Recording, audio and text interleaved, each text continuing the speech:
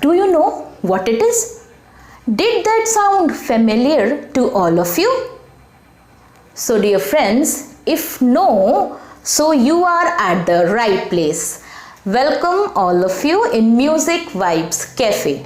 Friends, any kind of music, whether it is Indian classical music, South Indian music, Western music, every music has two aspects, especially two main aspects. First is melody, tune, and second is rhythm, beat. So this melodic aspect is entirely based on musical notes. And what are these musical notes? Are called in Indian classical music? It is swaras. So dear friends, let us now study the concept of swaras in Indian classical music. In Indian classical music, 12 frequencies are known as musical notes.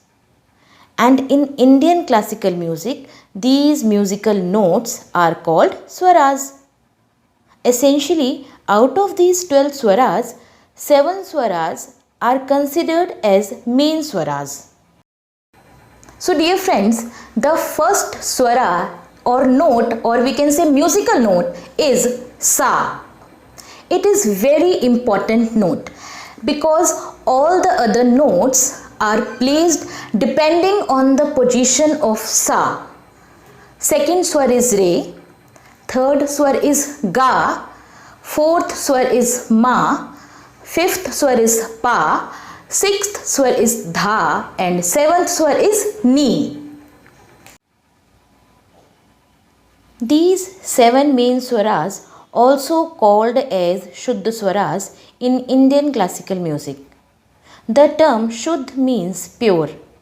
Shuddha swaras has no symbol on it. 5 of these notes have a variant form to them called as Vikrit swaras. Komal Re is a variant of Shuddh Re. Similarly, we have Komal Ga, Komal Dha and Komal Ni. Dear friends, the term Komal shows or indicates that the swara is of a lower frequency than the main swara. Komal swaras are known with the horizontal bar under the note or swara. Now we have 11 swaras. One swara has left. And what it is? It is very interesting to know that the one swara with higher frequency than itself is Tivra Ma. Tivra means intense. It is represented with the vertical line on the top of the note.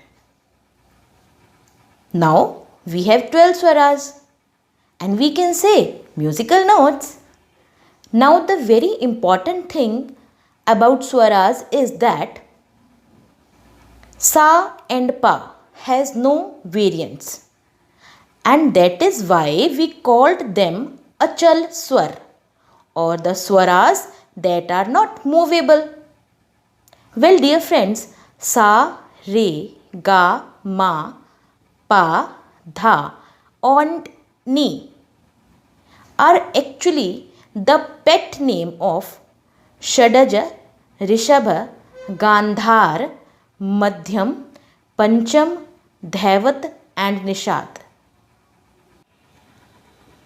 It is also said that swaras are reputed to have been inspired by the sounds of birds and animals.